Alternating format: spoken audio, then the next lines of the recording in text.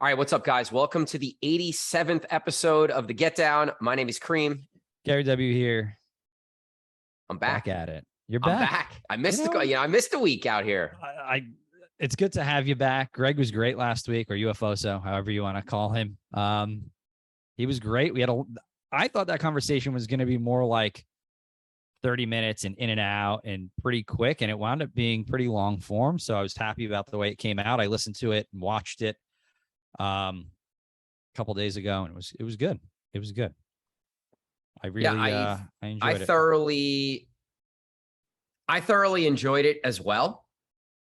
Yeah. What was it like to listen to the podcast as an outsider? Because I don't think I've had to do that. Other than your Discord one, I haven't really had to do that. So it has to be weird, I think.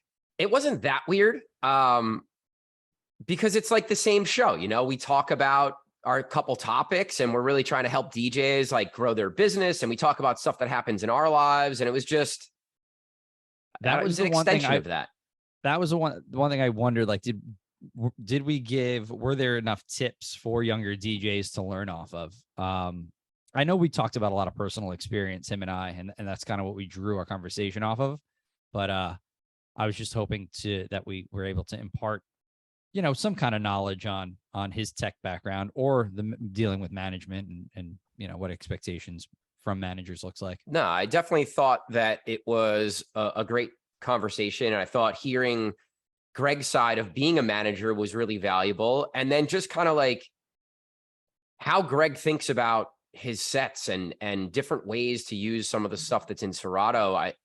I think it's really valuable. And I messaged him afterwards and I said, hey, I really think we should do a larger format, like webinar around this, where you can kind of like go in and show everyone how you do these things and we can share your screen. And yeah. I think that's something we're definitely going to do maybe in the fall at some point. We even talked about it again yesterday. So you think that maybe as like a podcast, like putting it in the same realm of the podcast, or just? No, I think doing like a one-off video, long form, DJs sign up to attend, and Greg has an hour to kind of go through and show everybody what he does, and maybe give DJs like 5 ways to incorporate Serato features into your DJ sets, something like that. Like I just came up with that on the fly, but right. I like it. I think for me, it would be really helpful, and I think it would be really helpful for all you guys listening. So. Like I said in the episode, I saw like a reel or something of him doing his transitioning, and I'm like, could understand it a little more. Yeah. So yeah, definitely doing some kind of webinar would be a lot of fun, and then we could always record it and throw it on our YouTube page so people could rewatch it and whatnot. Yeah. So all right. So this episode, we are going to give a lot of tips for growing your DJ business and what you should be doing right now at this point in time in the year. We always talk about how things are seasonal and how, at certain times of the year, you need to focus on certain things. And something that we've implemented into our business is really focusing on one thing that we want to improve per month, let's say. So this month, for example, we're working on growing our team and networking with younger DJs who we might potentially work with down the line, and implementing all the things on the back end within Get Down of, all right, if we do bring more people on, how do we do this in the most seamless way possible? Like, let's shoot videos, let's create a checklist, let's do all these things so that when someone does start working with us, it's easy for them to understand the things that are important to you and I, the things that are important to the venues, and the things that are important to them in working with a new company. Yeah, I think that. And there's a reason why we're starting to do this right now, right? And that reason is because that as you alluded to earlier, is that the new season's coming up and things are going to pick up. And there's just not enough time for us to kind of focus on the smaller details, when we are doing 250 plus gigs a month and you're gigging Thursday to Sunday and doing a lot of doubles and whatnot when the fall rolls around. So to try to knock out those small details early before things get crazy. So it's good foresight. Whereas in years past, we would sit down and I mean, this is a couple of years ago now. that you just get slammed in the fall. And then it was like scrambling. And then you're trying to do too many things at once. You're trying to handle the small details as well as handle like the bigger picture of being so busy and doing the right things within your venues. So for the younger guys, it's really important to understand like what is your fall season going to look like? What are the minute details that you can iron out now that you don't have to deal with later? When things are crazy, and it's a good way to not be overwhelmed, when the business picks up in the fall. Even though there are some people right now, like we had just booked a DJ last week who's Central Jersey based, like this is his busy season, so he probably does this stuff like in the spring. Right, because he lives in a market where he's in the vacation market. That's where his home market is. So, right. So know your market. If your home market is your vacation beach market, then this is your busy season, and things cool off probably a little bit once the summer's over. Right.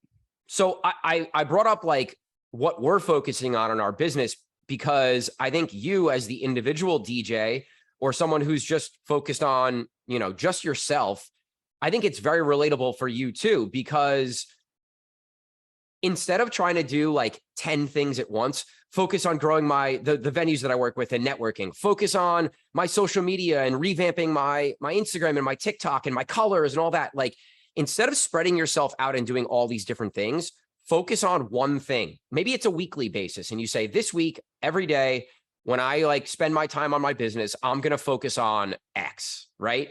And every day you work on that until you complete that. And then once that's done, you can then work on the next thing. So let's say you're working on, venue growth and networking. And every day this week, you're going to go out and introduce yourself to a DJ or a manager that could help you. And you do that this week. And then next week you say, all right, this week, I really need to focus on my, social media plan for the fall. And you come up with a 60-day or a 90-day plan for what you're going to do for your social media. And you work on that every day until that's done. I just think it's way more efficient to work in that way. And when you wake up every day, you're more focused on what you're doing and you spend time on that thing. And then like you could deal with the email and the text messages and the things that kind of interrupt you on a daily basis. This is the time of the summer to start this, because you have, I think up to this point, you have 6 weeks. And I think getting 6 major things out of, not out of the way, but working on 6 major things going into the fall will just set you up for to be able to coast through the beginning of the fall at least. And then as the fall wears on, we all know after about week 8, week 9, week 10 of the football season, things start to scale back a little bit, but then holiday season kicks in. So this is probably a really good time to, like you said, start working on one individual thing.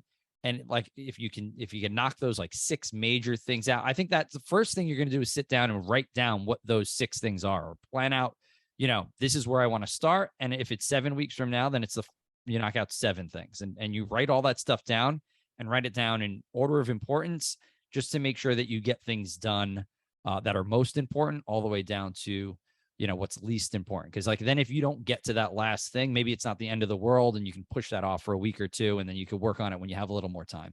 Yeah. And I think we're a little past halfway. So I think it's a good time also to just maybe like check in on what your goals are for the rest of the year. And if they've changed from what you kind of thought about at the beginning of the year. Sometimes things change and you need to reassess where you're spending your time. And I think it's a good time to do that also. Yeah. We kind of went over it, you and I, a little bit, but we are going to do a deeper dive next time I'm up there to see you. But like, I think, you do. It's important to reflect and see where did you think you wanted to be at the end of 2022? When you did your the setup for your year and your yearly goals. And like, if you've exceeded expectation, well, now you have to readjust, and now you have to set the bar even higher than what you really thought initially, because some people probably did grow exponentially over the last 6 months, and maybe they reached all their goals already, So and that's fantastic. And then even if you only got half of your stuff done, well, you're only halfway through the year, so you still have if you only got half your goals accomplished, then, you're 6 months in and you have 6 more months to accomplish that other half. So don't feel like you're coming up short or anything like that. But yeah, it's definitely good advice to kind of check in with yourself, check in with your business, and, see what the next 6 months is going to look like for you. I think it's cool when you think this way and you organize yourself in this way, that like when you do reflect and look back, you're like, holy shit, I really got, I did a lot this year, or I did a lot this month. I accomplished a lot. I finished a lot of the things that I wanted to get done. And that, for me, that always drives me to like continue working hard, right? Or move on to the next big project that's been kind of hanging over our heads type thing. And sometimes you need to knock out some of the smaller things to gain a little momentum to then work on that like big thing that's been hanging over your head, like Get Down University for us. Oh my gosh, forever. But I think on a personal level, if I could just, speak about myself from January 1 to now, like I've exceeded. I didn't really go into this year. I went with all expectation for Get Down DJ Group. There was no DJ Gary W expectation, right? And I think over the last quarter, and playing places like Atlanta, and then playing Harris and having such a great time playing there, and playing a lot of different venues over the past quarter, has like, that's now reinvigorated me to be like, okay, well now for the next quarter going into the fall, I want to play even bigger places. And I want to, so like my mindset and my goals have now changed because I've got to experience different things. Yeah. And so now I need to reassess, well, how do I go about doing that for myself? Because I didn't really set up a personal plan for the year as far as, all right, well, this is what DJ Gary W wants to do. It was more like, this is what Get Down wants to do. And now it's like, well, now I got to balance, like how to balance both of those things, keep Get Down going in the positive trajectory that it's going. And then also, keep the Gary W brand going strong as well, and representing in different markets if I can, Yeah. So it's that's going to benefit me. The reflection is definitely benefiting me in the long run here. Yeah. And I think as for us, like when you focus on your brand and I focus on my brand, it only helps Get Down also, because it's exposure to other venues, other markets, other DJs, and it just helps grow the recognition of what Get Down is and what we're doing. And I think that's awesome. So that's always helped us. And then, obviously like Angelo and Dario and Hova and all our guys who are growing also, that also helps the Get Down brand, because as they grow and they're all Get Down guys, it's a great reflection upon us and what we're doing and what we're teaching guys too, so that always feels good. Yeah, definitely. I mean, I don't know if you've announced it or you're allowed to announce it, but the party at the end of the month. I haven't. Sure. No. I was only our DJs who are DJing know, actually. Can I bring this up? Because yeah, go ahead. So, because I was thinking about this morning, and so we have a DJ's party at DJ's in Belmar, to be clear, doing a Get Down party at DJ's, and that's on August 21st. It's a Sunday. And you want to announce the lineup? Because I don't have them all on top of my head here. Yeah, so it is Rendine, Hova, Darrow Valley, and myself Sunday evening, which is always a good time. It's gonna be a lot of industry, which is always fun. We also, those Sundays you kind of get to play a little differently than you would on a Friday or Saturday night. It's a different crowd. It's you can get away with more for sure. Okay. So I was just thinking today, like, it's just really nice to see, in going back to what I said about setting goals for Get Down DJ Group in January, like this is one of them. Like to see our younger guys come up and play, one of the biggest rooms in Jersey, and having the opportunity to prove themselves in that room. That was like a main goal, and I know is a main goal for both of us, is to make sure that the younger guys come up and they're the next crop of talent that are the headlining names in New Jersey and beyond, but starting off in New Jersey. And it's like a real proud father moment, if you will. Yeah, for sure. For the two of us. And I just wanted to bring that up, is like, that's an awesome goal that I feel like that the company is succeeding at. Yeah. And I think also I want to shout out some of the other guys that are doing headliner, which is like the competitor DJs. And if you play one, you kind of can't play the other. So right. Our goal wasn't like, well, let's get everybody to DJs. It's just like, let's get our guys playing at one or the other, you know? So Solano and UFOso and who else has played over at headliner? Obviously Angelo throws his playpen party there. So we have some of our guys over there too, which is awesome. Yeah. I mean, that's the whole point of what we do, you know, and that's the whole point of booking younger guys and bringing younger guys up through the ranks and showing them the way. And that's the reason why we do this podcast, is to, you know, tell people how to try to grow their business in ways that we grow ours. So I had a conversation with DJ Kel from Class Kills last week, and he was just saying like, yeah, we're using a bunch of your guys at some of our spots. And like, you know, your high end guys, we can use in our high end places. So that's what we want to hear. Right. And that's one of the reasons why we're looking for more talent for our team, because our guys are booking bigger gigs. And we've always said, you know, we're not going to stop you from growing. We want you to grow. And whether that, it might hurt our business and it might hurt Get Down because you're not playing our places as much. But the whole point of this is to help you guys get to where you want to go. So it's like, again, going back to being proud and being excited for our guys to do things that they want to do is a great thing. Yeah, for sure. All right. So let's transition into, we touched on it briefly already, but we're mid to late July right now, right? We're, let's say, 6 weeks from from football and the grand opening of a new season. In our market, especially, there is a big difference in Labor Day hits. There's a week or two of lull, and then all the venues in tri-state New York kind of do this like re-grand opening thing where everyone's back from vacation, the shore, you know, the lake, whatever you guys are doing in your market. And it's like, all right, now everyone's home, and there's this big push for the fall and winter season that goes literally through New Year's Eve, right? Right. So now is a really important time for everyone. And it's important because there are a lot of decisions being made, and there's a lot of changes happening from the summer to the fall season. So you get into some of the reasons or some of the things that DJs can be doing and thinking about right now to set themselves up for this next season. The one thing that I think about first, and if you've taken Get Down University course, you've heard this. And if you listen to a podcast around this time of year, last year, you've heard this, but yeah, we talk about it every year.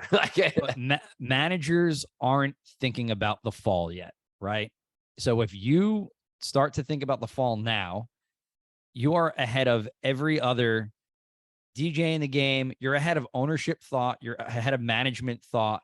And now it's like, wow, this guy's really thinking about the future of not only his business, but my business too.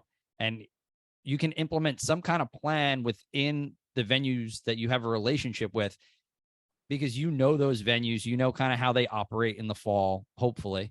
And if you don't, you can always just go walk into a place and pitch a new party idea for football. Hey, do you guys do music during commercials and halftime during football season? No, we don't do that. Oh, well, how about we start to do that? This way there's no downtime during football.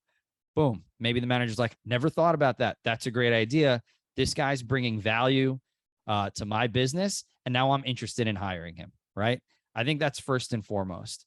I think coming up with new ways to entertain crowds and pitching that to management that's the number one thing. Right. And I feel like that's going to get you in the door quicker than anything. That's first and foremost. I think another thing to piggyback off of that is if you are a resident somewhere, or you work at a venue and you work closely with the manager / owner, or the person that's really making the decisions on what's going to happen in the venue, it's a great time to go in and say, hey, here are some of the things that I think we need to fix. This equipment's broken. This speaker's not working. The light system's not working. Let's get a CO2 cannon. Like, I think that's also a great way to show your value, that you're thinking about ways to improve the venue, improve the party. Now, you're going to be asking them to spend money, but at least it shows that you're thinking on behalf of the venue and not just yourself, right? Venues and managers and owners want to work with people that aren't there just for themselves, that are part of the team, quote unquote, right? It's like they want to work with you when you're thinking of how can we get better, or instead of how can you get better. It's like when you think of it that way, you include yourself as part of the staff, and it just ingrains you further with everyone that works there. When you're doing this, because I just dealt with this, when you are pitching improvements to a venue, especially to an owner, you have to remember they take a lot of these owners take a lot of pride in their venue. So you can't frame it like you're shitting on the venue. Yeah, you can't trash them. No, you have to pitch it in a way where you're a team player. I'm looking to improve your business, and by doing this, you're going to make more money. Sure, you're going to spend a lot of money in the short term, but in the long term, this X, Y, and Z project is going to be paid for over a 2-month period, because you're going to bring more people in because the product you're putting out is better.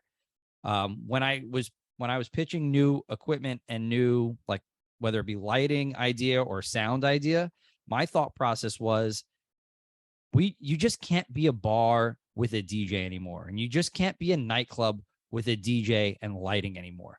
People spend lots of money to go to festivals. And why are they going to festivals? Because it's an experience. They're going there for an all-around, all-encompassing experience. So what's the difference between me making a really nice cocktail at my house, putting the music on that I want to listen to, and then walking into your venue, getting a subpar cocktail, listening to some music that maybe I don't want to hear, and that's really all that's happening in the place, right? Like, I need more of an experience than that. People are way too experience driven. Everything in life now is experience driven. The only reason people are doing these things is to post them on Instagram. If your venue's not Instagrammable in some way, or like able to be translated on TikTok in some way, you're just falling short. And this is kind of how I was trying to frame this to one of the owners. And I feel like that really, it resonated with him a little bit. And I feel like there was like a little bit more of a, oh, all right, I never really thought of it that way, but I think that that's a great way to improve my business, because now people are going to just want to come back. It's better than just the next bar where you're just going to stand there and have a drink and listen to music. Yeah. I think one of the reasons why we've been really successful is because not only do we provide DJs and provide a service and are good DJs in ourselves, I think having this like ability to be almost a consultant in nightlife to the owners and managers just brings an incredible amount of value. And like you were saying, like, I don't know if going in and just saying like, this is wrong and this is wrong. I think you can start that conversation by saying, hey, here are the things I think we're doing really, really well. Right. Like, I think our sound here is great, or I think the staff's done a great job doing this, or thanks for getting the newest Pioneer DJ equipment. It's been amazing. The DJs are really happy. Here are a couple things that I'm hearing from our guys that maybe we can work on prior to the start of fall. Like, there's definitely a way to go about doing it. And on top of all the things that you just mentioned as well. There's a psychology to it. There's an absolute psychology to all types of this business, I mean, of all businesses, but this business in particular, and like dealing with DJs and dealing with staff. It's not like it was back in the day where like you'd yell at somebody and you got something done. It's just not the way it is anymore. You need to kind of like massage and manipulate and figure things out in that way. And I feel like it's been the most effective way to communicate with managers and ownership in order to, work in a positive direction. Because bickering back and forth and yelling, it just doesn't work. Nothing ever gets done. People get spiteful and it just doesn't work out. Yeah. Listen, I yelled 2 weeks ago at our guys because of stuff but like, was that the right thing to do? No, but like, under pressure in certain situations, yes, that does happen, but you do have to reflect and be like, well, I can do that. I can do that better next time. I guess that's just a management thought that I had, but as far as communicating with ownership and trying to get what you want, yeah, to do the positive, negative thing, and it definitely works out better. Yeah, no, I completely agree. So guys, check in with your venues, set a meeting with an owner or manager just to touch base, or go in a little extra early at the next time you're there and just grab the manager and say, hey, give me 10 minutes. I want to talk to you about a couple things. And do that over the next few weeks here. I think that's really important in what you're doing. And this might not work at every venue. You have to pick and choose, right? It's like, there are certain venues where it doesn't matter what you're going to say. They're going to do it their way, and they don't want to hear your input. So just be wary of that as well. But I think in most cases that they're going to be open to hearing your ideas and ways to potentially make the nights or the venue better. In a lot of cases, management's not used to the entertainment coming up and giving input. So that's even just refreshing right off the jump, Yeah, this is one of the ways to set yourselves apart from the mass, the horde of DJs that are also trying or want to work, because not everyone's trying to work at places. They just want to work at places. Right. So like last week, we talked about how to set yourself apart, like from a technical aspect of DJing. And here's a good way to set yourself apart from the business aspect of DJing. But something else that stands out in my mind for summertime, like especially if you're like filling in for somebody who left to go play in a different market, like a vacation market, so down the shore or the Hamptons or something like that, and you're like the fill-in DJ, quote unquote, for the summer, like this is the perfect opportunity to get involved for when peak season rolls back around.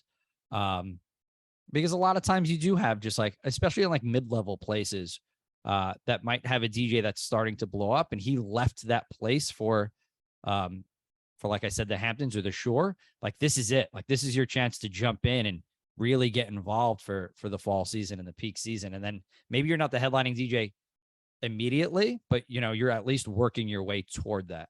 Yeah, because we've done that a million times. So I always like to add that one in. Yeah. I think something else at this point of the year, it's, late July, we're heading into August, and we're in like the dog days of summer. Yeah. Lots of people on vacation, lots of people are going to the pool, and not as many people are going out to your venues. So if you lose some gigs here in the last month of the summer or 6 weeks of the summer, don't take it to heart, because they're all going to come rushing back in, like I said, 6 to 8 weeks once we hit the next season. But don't get frustrated about it. It's just the ebb and flow of our industry and how things go with the different seasons. So if you're a newer DJ, don't get frustrated. It's just part of what happens. And they'll be back. Probably like the same venue is going to ask you to come back. It's just for the next little bit here, things are slowing down. Some of our city gigs, like for example, are just like, guys, we just don't have people here during the day on a Saturday. Like, we're wasting money. So let's cut the afternoon DJ for now, and we'll come back once things get going again. And that's fine. So a good way to prepare for this, we do it in my part-time job, which I haven't even been to for a couple months, but what they do for slower season is you kind of stash money during peak season, and then you're going to have slow season. Slow season comes around every year, and for DJs, it's twice a year in our market, right? We have from January 1st to usually around, March 1st is a slow season. So expect to lose a couple of gigs there. And then if North Jersey, let's say, is your market and you're not in one of these vacation markets, usually maybe mid-June, July 1st until about mid-August, right? Like you could expect to drop a few gigs there. So, if DJing's your main source of income, maybe stash a couple bucks away here and there for those parts of the year. It's a good way to prepare to not be short on bills. And it's a good way to just sustain your DJ career. Whereas then you don't have to go and do something else. Because I could see where that would come to a shock as a new DJ. It's like, well, I'm making all this money. You get used to a certain lifestyle over a couple months, and then like you drop 3 or 4 gigs in a month, and that's a lot of money. It's a substantial amount of money, and then all of a sudden you're coming short on coming short on bills, and it could become stressful. So in order to avoid that stress, I would definitely do that. Put some money away. Yeah, I think having a greater conversation around money and DJs and some things that we could be doing, because this isn't a traditional job. You're not, agreeing to a salary for the year and getting paid the same amount of money weekly. Things change. And if you get sick, you don't get paid, or if you don't go to work. And if you, lose some gigs, it's not easy to recoup that money. So I think having a larger conversation, we'll have one podcast that's definitely just like how to manage your finances. I think that would be a great one.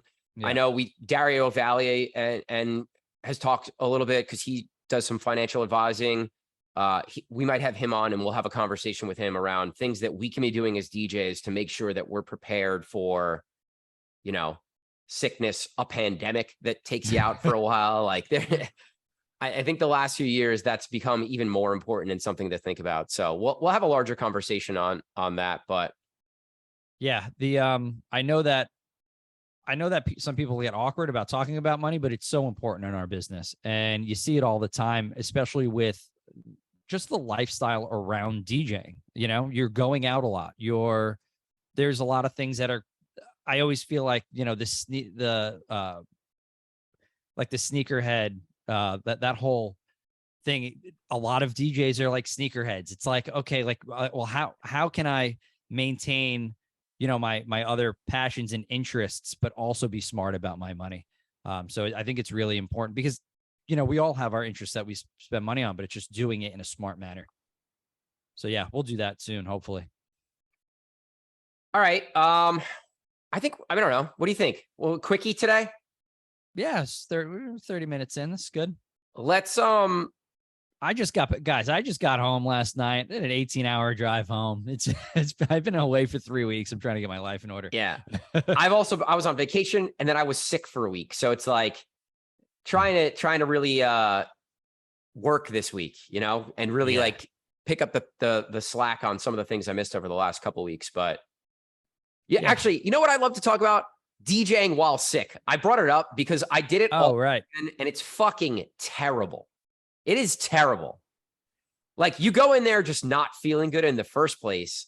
And it's like, you're not going to drink because either you're taking medicine or you just feel like shit. And it's like, everyone's trying to get you to drink. You're miserable. You're tired. You don't feel good. And you got to be there and still be like the life of the party. It's really hard to do. We have one of those jobs that you can't miss. Like if you're booked, you pretty much can't miss. Yeah. And you get put in situations where that become very, very difficult to DJ in, where like you're just either down in the dumps, you don't feel well, whatever it might be. But you have to perform and you have to show up. I thought I was terrible all weekend. Like terrible. I was going to say, do you have any tips for anybody? Like how to get around that? Like what are good ways to try to like, I don't know, be in a mentally better space to try to just get through your set in a way that's effective? The best thing that I could do was like time your medicine so that when your set is starting, it's like hitting. So you're feeling a little better. By Saturday, I was like, all right, I'm going to take my medicine at this time so I can take my medicine at 10 so that at 11, I'll be feeling good. Welcome to the Dad DJ podcast. Dude, it was rough. Hydrate heavily. It was rough. Oh man, that's hilarious. And don't drink for sure. Yeah, because you know what? That could be a short-term remedy where like, all right, like it masks it and it makes you feel better for like an hour or two. Yeah, but it drags you out. Yeah. The next day is just, especially if you have gigs the next day or 2 gigs the next day, like it's just going to absolutely kill you. I've done it so many times where I'm like, wow, I feel terrible, but like I'll just have some whiskey and then it masks it. And then the next day I'm like, what the hell was I thinking? Yeah. But this is just one of those things that comes with our job. And it's one of the worst things for sure. Like there's no sick days, there's no off days. And if you call out sick, like sometimes you lose your spot in that venue, or you won't get booked again, or the monthly residency that you have then turns into like a quarterly. It doesn't always happen, but it happens. Like think about when people cancel on us because they're sick. It's like, bro, fucking man up and just go there. If I could cover it, I'll cover it. But if I can't, you got to go. Like, I don't know what to tell you. Yeah.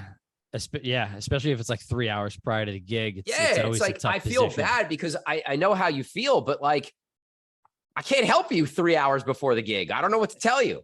Yeah, no, I know we've both been in situations where, personal situations where it was like something happens like a couple hours before a gig. It's like, now you have to go anyways. And it's like, well, You almost physically can't. I think another piece of advice might be if you start feeling sick on a Tuesday or Wednesday and you have gigs coming up, give your booker or whoever it is a heads up and be like, hey man, I'm not feeling too hot. I'm still planning on coming in, but I just want to give you a heads up in case I start feeling worse.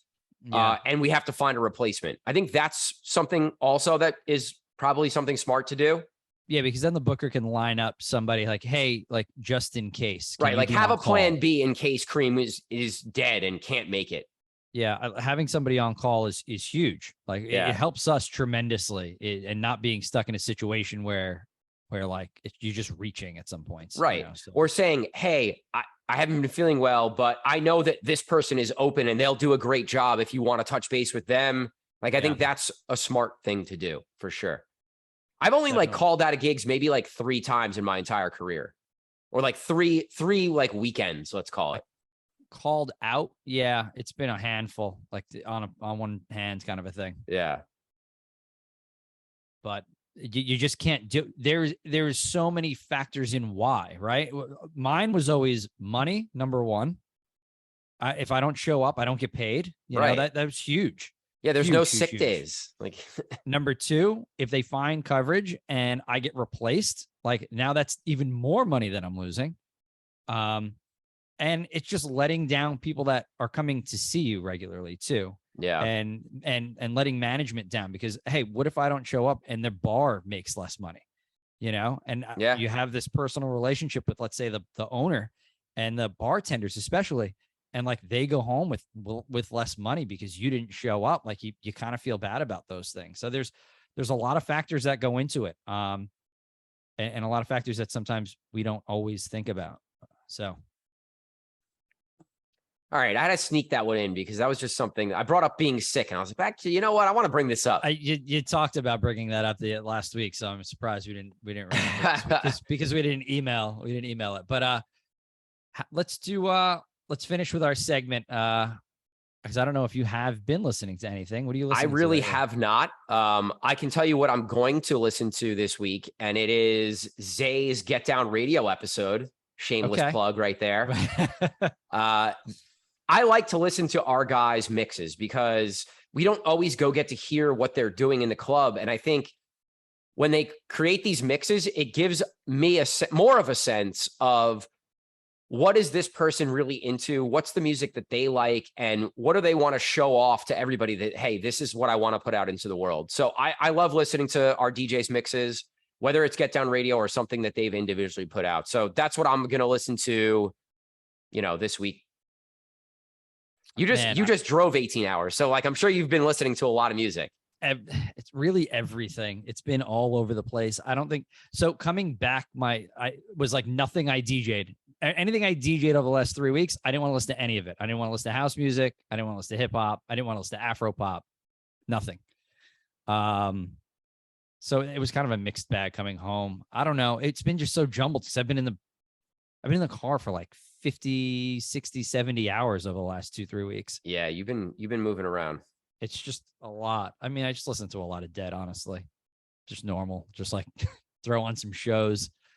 80s Dead. That's I'll keep it at that. That's what I was listening to. All right. A couple things to promo. Like we said, August 21st, we're doing a Get Down DJs takeover at DJs in Belmar. I know a lot of DJs are off on Sunday. I think that will be a great opportunity to come out. And if you haven't met our team, a lot of the guys will be there. Gary's going to be there. So that should be a great time. Yeah, I'm taking off. Really looking forward to that. I'll be off that whole day for that event. So yeah, I think a couple other things. We haven't done this in a while, but guys, we really want to continue growing the podcast. So wherever you're listening to this, can you please, if you enjoy listening to it, give us a like or a comment or review? That would be really beneficial because the more of those positive reviews that we do have, the more people that this will get put out in front of. So please do that for us. And yeah, man, that's all I really got. That's it. Where are you at this weekend? Great question. Thursday, I am at Liberty Science Center after dark and Tally Ho. We've talked about, both those gigs in the past. LSC is always pretty cool. Friday, I'm actually off. We are celebrating my girlfriend's daughter's birthday. So we got a big day planned. I'm excited for that. Nice. Love it. But actually at night, we have Midnight Market, Jersey City. So at 902 Brewery in Jersey City, we have 3 of our guys, UFO, Tone Set, Doug Spin. Yep. They're DJing and then doing a silent disco. This was super cool last year, and it was still like a little pandemic time. So I'm sure this one's they're going to sell way more tickets, going to be way higher capacity allowed to be in the building. So that'll be cool. We can link to the ticket link for that. Always a bunch of good food vendors and then good music. And then Saturday, I'm at Birch. So that's my weekend. Nice. I'm relaxing this weekend. Nice. Needed after all the travel. Yeah. Heck yeah. But all right, guys. Thanks for listening to this episode. My name is Kareem. Gary W. Peace out.